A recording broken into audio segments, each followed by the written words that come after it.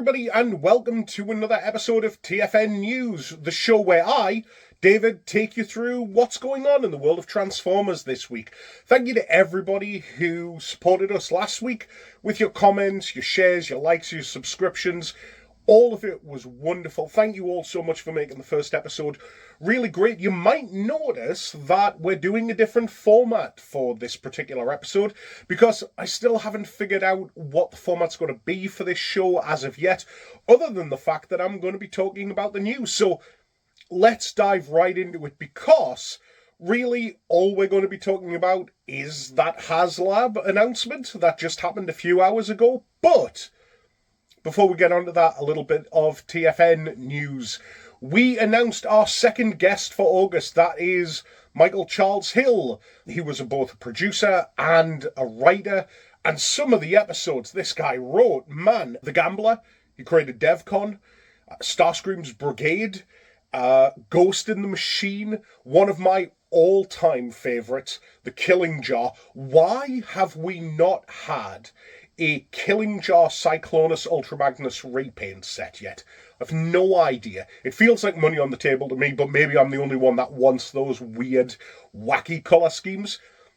The Burden Hardest to Bear. Genuinely one of my all-time favourite Transformers episodes. And of course he did the teleplay for The Return of Optimus Prime Part 2, and I have so many questions just about that episode with him. Not only that, but having spoken to him already, he's a fountain of knowledge, and he did things that I wouldn't have even expected. So Michael was one of the Hasbro representatives, or Sunbow representatives really, who was sort of in the studio as the dialogue was being recorded. He was with Wally, making last-minute changes to scripts and things like that. He has got some incredible stories, and we can't wait to have him at the show in August. But I know why you're all here. You want to talk about HasLab. Let's talk about HasLab. So, at 4 o'clock local time here in the UK, they put up their latest. Now, in case you don't know what a HasLab is, it is a crowd-funded Transformers project. It's backed by the fans. If it hits a certain target, it gets made. If it doesn't, it doesn't. It never hits stores. This is purely an online exclusive. This is where Unicron has come from. This is where Starsaber has come from. This is where, I don't know if you can see him, probably not, Deathsaurus has come from. And now, for the 2024-2025 HasLab project, we are getting Transformers Robots in Disguise 2001, Optimus Prime, and Ultra Magnus. In other words, Omega Prime. Now, right off the bat, without any beating around the bush or anything like that, this is, to my mind, one of the most impressive offerings, perhaps the most impressive offering that HasLab have given for one of their projects. I think in terms of value for money, this is the best you're going to get. It looks like an absolutely incredible set. I will admit, when they first unveiled it and you saw the renders, my brain did something where it was like, that's just the original toys. Now, I bought the original Optimus Prime and Ultra Magnus back in the day when they were out. It was as I was getting back into being a fan again, so I have fond memories of those specific toys. But I will be honest with you, yeah, there was a part of me was like, this doesn't seem like a particularly impressive upgrade, because those toys are still really, really good toys. And Ultra Magnus has always looked a bit goofy, and he still looks really goofy here because he's just all leg.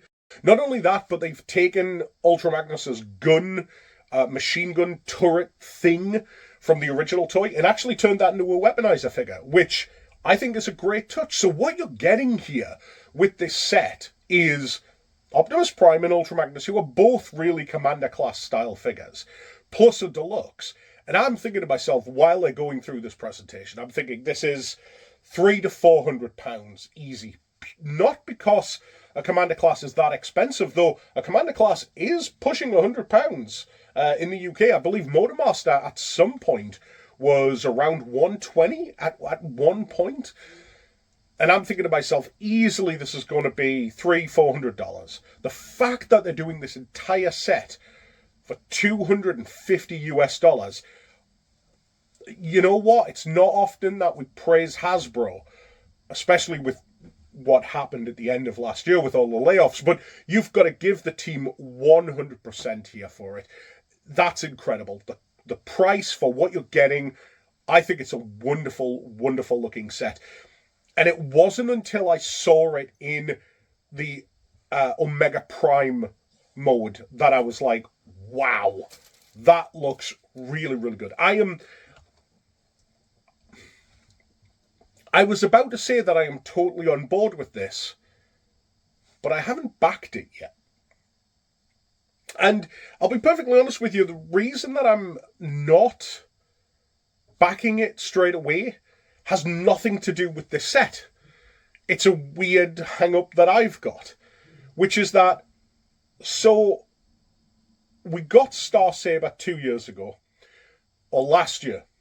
Deathsaurus has just dropped as of a couple of weeks ago. But the problem is we don't know whether or not this is a one-off standalone set celebrating Transformers Robots in Disguise, or whether or not we're going to actually get something to go alongside it. Now, it's fairly obvious that we're going to get a Sideburn repaint. That's clearly on the cards there. But I want more than that.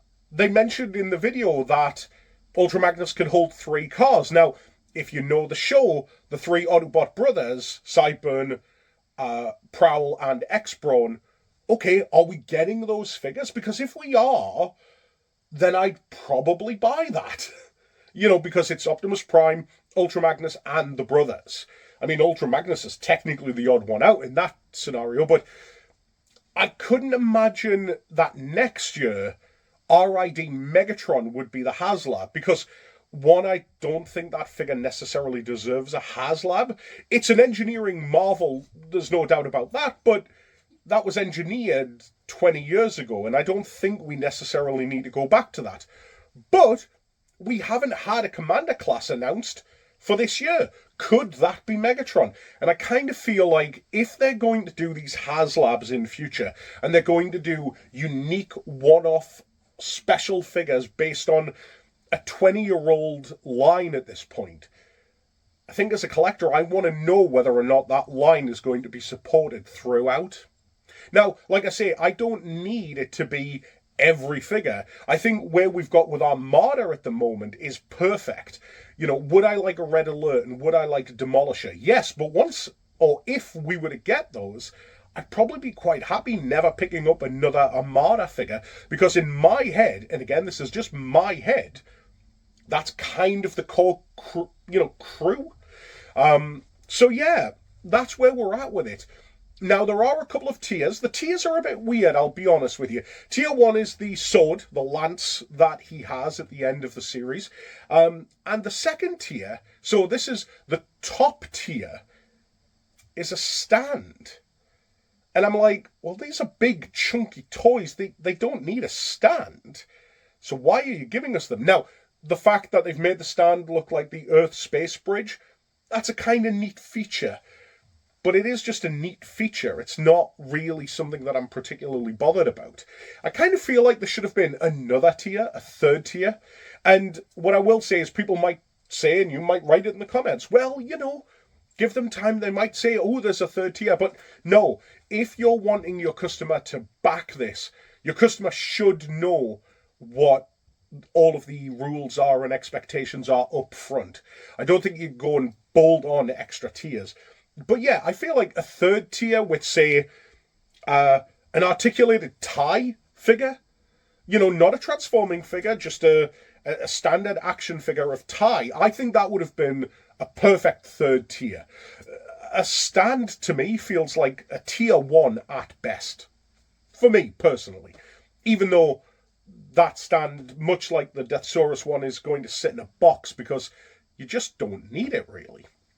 But anyway, yes, that is the latest announcement. Brilliant figures, amazing looking, incredible value for money. I just think the tiers and the support for the rest of the 2001 RID line is really going to be the determining factor for me as to whether or not I pick this up. Now, just before I came to record this, I checked and we're already over 2,000 backers. They need 10,000 backers for this to go into production. We're over 20% of the way there, and what? It's only been a couple of hours. So I don't have any doubts that this will back. I think it's a foregone conclusion, and I'm probably sure it'll hit most of its tier stretch goals as well. If you're interested and you're on the fence about it, you don't know if you can drop that kind of money right now, just remember that they don't take the money until it funds.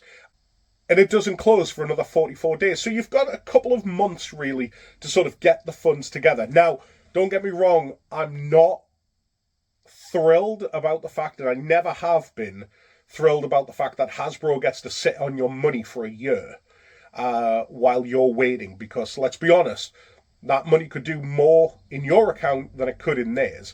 But that's the game you play with it. There are other online retailers that you can go to where you'll no doubt be able to buy this and then pay when it comes out, but you will end up paying more for it. So, you know, it swings and roundabouts, really.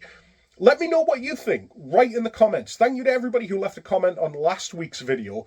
Please tell me, what do you think about this? Is it a set you're going to buy? Are you a fan of RID? Are you not? Are you relatively new to the franchise and you're not really sure about Transformers RID? I mean, Optimus Prime as a fire engine is incredible, and I love Ultra Magnus's car carrier mode. It's, you know, a very Generation 1 throwback in that regard. But yeah, what do you think about this? Is this something that you're interested in? Let me know in the comments down below. I'll be replying to all of them. And yeah, thank you. Also, while you're down there as well, please do let us know what you think of this format. Do you like the voiceover that we did last week? Do you want to see more of my arguably criminal-looking face? I don't know why I said I look like a criminal, but hey, I don't know. Tell me. I look forward to the conversations we have down below. Thanks very much. My name is David. This has been the TFN News Roundup, and I'll see you all next week. Bye for now.